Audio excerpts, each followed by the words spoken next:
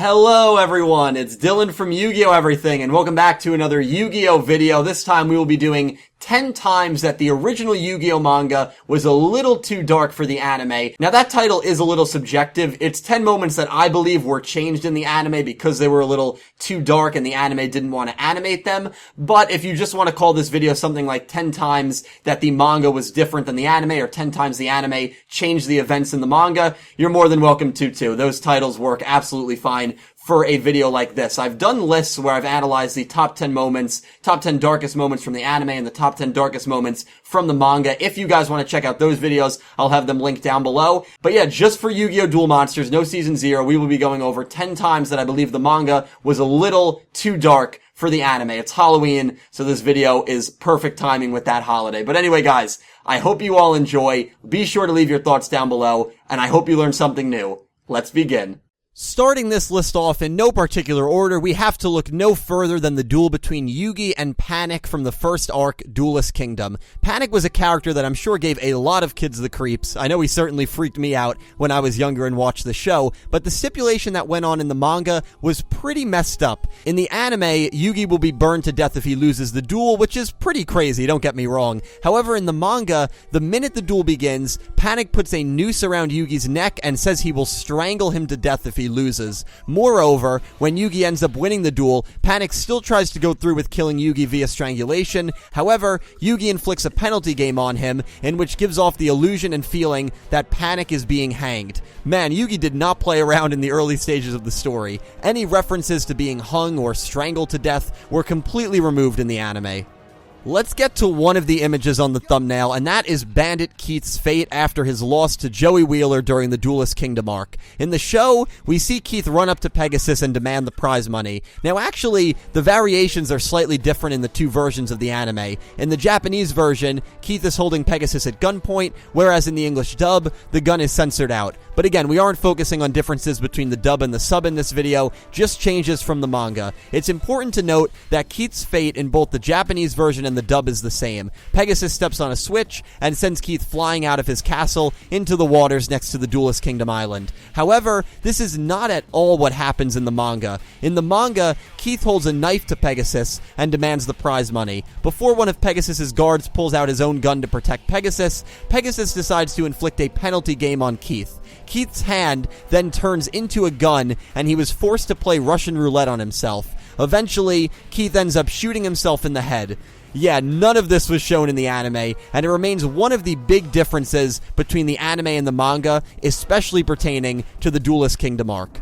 As most people know, the Virtual World arc, or Noah's Arc in Season 3, was an anime-exclusive arc and never took place in the manga. A character that had a pretty big role in this arc was Seto Kaiba's father, Gozaburo Kaiba. Gozaburo uploaded his mind into the virtual world and was presumably killed for good when the servers exploded. Now, I am pretty sure that in the original version, it was stated that Gozaburo took his own life. However, this was actually shown to us in the manga, whereas it was never shown to us in the anime. After Kaiba takes over Kaiba Corporation during a board meeting, Gozaburo tells his son that he needs to watch what happens to losers and to burn this image into his brain. He then jumps out of the skyscraper window where the meeting was taking place and falls to his death, committing suicide after losing his top spot at the company. Even though the suicide was mentioned in the original anime, this scene was never shown to us. Although it wasn't all for nothing, as Kaiba said witnessing the suicide showed him that losing means to die, and thanked his father for that grim life lesson.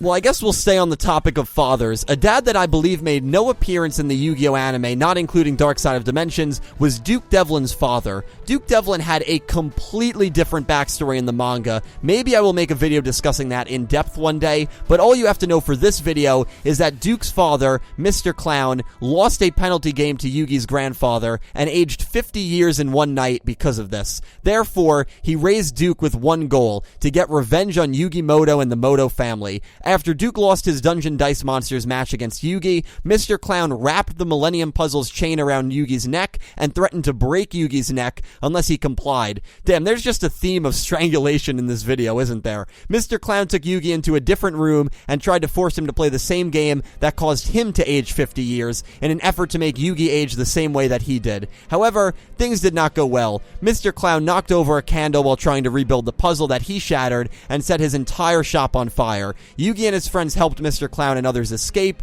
and no one died in the fire. But yeah, this was completely altered in the anime. Mr. Clown wasn't even a character. Crazy how different the backstories are for Duke Devlin. The next two on this list both have to do with the duel between Yugi and Pandora or Arcana in the dub. This duel is known for having one of the more messed up stipulations out of any Yu-Gi-Oh duel. If you are unaware, the two duel in this ring where chainsaws move closer to their legs as their life points drop to 0. When their life points hit 0, the blades will slice through their legs. While this was consistent between the anime and the manga, the two things we will be looking at happen after this duel ends. In the manga, Yugi saves Pandora from having his legs cut off after he wins the duel, very similarly to how he saves him in the anime. However, Yugi is a little bit too late in the manga, and we can see a splatter of blood leaving Pandora's leg as he hits the ground, meaning the blade hits Pandora's leg and cuts it open. How deep this cut is, we will never know, but the anime showed none of this, and showed Pandora escaping this contraption with his legs scot-free. That unfortunately might not be the worst thing that happens to Pandora in the manga after this duel. In the anime, Pandora gets possessed by Marek just like he does in the manga. Marek talks through Pandora and threatens Yugi further, telling Yugi that he is coming to kill him or to take his Millennium Puzzle based on what variation you're watching. However, after this interaction ends in the anime, Marek seemingly lets Pandora go. In the manga, it is shown to us that Marek has stirred up some old memories of when Pandora was contemplating suicide earlier in his life. Marek claims that as soon as Pandora wakes up, the suicidal urges will be too strong to resist, and he will immediately take his own life. Obviously, this is completely removed from the anime, and it makes you feel pretty bad for Pandora, even though the game he set up was completely wrong and twisted. Keep in mind, too, this is regular Marek that does this to him, not even Yami Marek. Hey, he's the best villain in Yu-Gi-Oh! For a reason.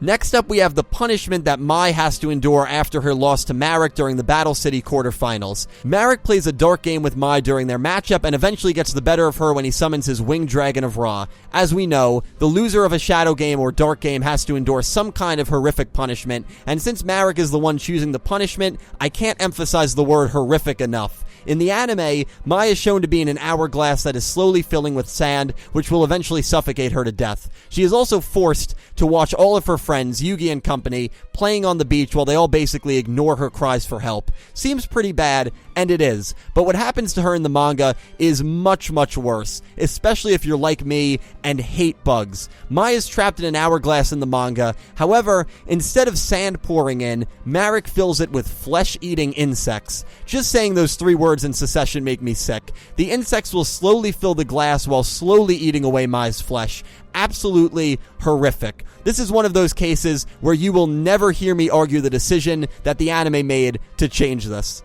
Let's take a look at another scene from the thumbnail. To set up the duel between Yugi and Joey, Marek gets his goons to capture Joey and Anzu, or Taya in the dub, and then brainwashes them into doing his bidding. He has Joey duel Yugi, and then he holds Anzu hostage as leverage to force Yugi to duel. In the anime, Marek chains Anzu to a chair and has a crate hovering over her, a crate that he will drop on her if Yugi refuses to duel. The manga did this whole holding Anzu hostage scene a lot differently. Anzu put a, quote, suicide capsule, most likely cyanide, between her teeth and would swallow it if Yugi refused to duel. Anzu is also held captive by Marek's mind control throughout the entire duel in the manga, instead of being released once she was chained to the chair in the anime. After the duel ends, Marek forces Anzu to spit out the pill. The only reason I could think of this being changed in the anime was maybe because suicide via pills was a little too real for the show. Having a crate dropped on you is of course messed up, but it's a lot more cartoony and not as real and serious as an overdose. That's at least the logic I look at when I considered why this was altered. But yeah, no suicide pills were shown throughout the show. Our third father on this list, and that is how Mr. Ishtar's death was handled in the manga versus the anime. In my opinion, the most brutal death in Yu-Gi-Oh!, Mr. Ishtar is killed by Yami Marek before the events of Duel Monsters take place. In the anime, Marek kills his father quickly. Unfortunately, Mr. Ishtar is not so lucky in the manga. In the manga, Yami Marek skins his father alive, cutting off pretty much his entire back. Yami Marek then throws the skin of his father at Rashid, or Odeon in the dub, who is unconscious at this point. point. Mr. Ishtar was left screaming in agony as he eventually lost consciousness and died. This is easily the most brutal on-screen or on-panel, in this case, murder that any Yu-Gi-Oh! Has shown to us. When Marek awakens and sees his father's mutilated corpse, he immediately thinks the Pharaoh is responsible for this, and thus, his intense hatred and blood quest to kill Yami Yugi begins. Another time where I'm thankful the anime did not show the elongated version of this scene, and just got right to the point. Mr. Ishtar was a horrific person and father, but nobody deserves to go through that kind of torment.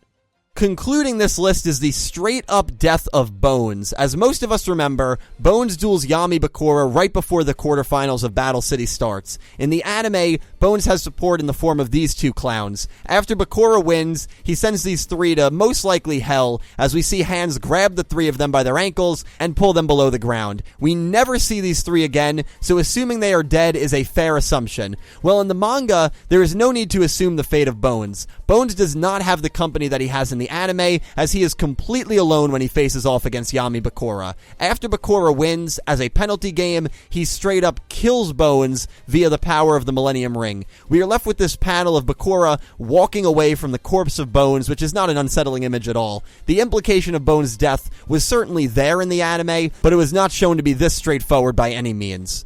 And that about wraps it up. 10 times that I believe the manga was a little too dark for the anime, or if you just want to call it again, 10 times that the manga was different than the anime, that the anime altered things in the manga. That is a perfect title for this video as well. So I hope you guys enjoyed. I know another big one that I left out was Pegasus's death. Bakura kills Pegasus at the end of Duelist Kingdom when he rips out his eye in the manga. In the anime, they kept him alive. That is another major difference between the manga and the anime. But, I mean, the action of Bakura ripping out his eye is the really messed up part, and the fact that he does that in both the anime and the manga made me think, well, the fact that he dies or lives after that doesn't really make it any more or less dark, which is the reason that I did not have this moment on this list. But yeah, if you guys have any other moments, please leave them down below. I am really excited to hear from you on my list, and I'm excited to hear some thoughts that you have down below. Special thank you to my Platinum tier patrons, Alexa Baker, Glen McGookin, Jorge Carrillo, and James Rose, and to my Diamond tier patron, bouldergeist, and to my Egyptian God tier patron, Syn Cloud, and Odd Eyes Vaughn. Huge thank you to everyone who supports me on Patreon. Cannot tell you how much it helps me out, and a thank you to you guys for just watching my videos, because without you guys, I would not be here. So yeah, let me know down below any reasons why you thought these might have been altered from the manga to the anime. Really excited to hear from all of you. Check out my channel for more Yu-Gi-Oh! Anime content. I hope you guys enjoyed the video. I'll talk to you down below. Thank you for watching, and I hope you have an amazing day.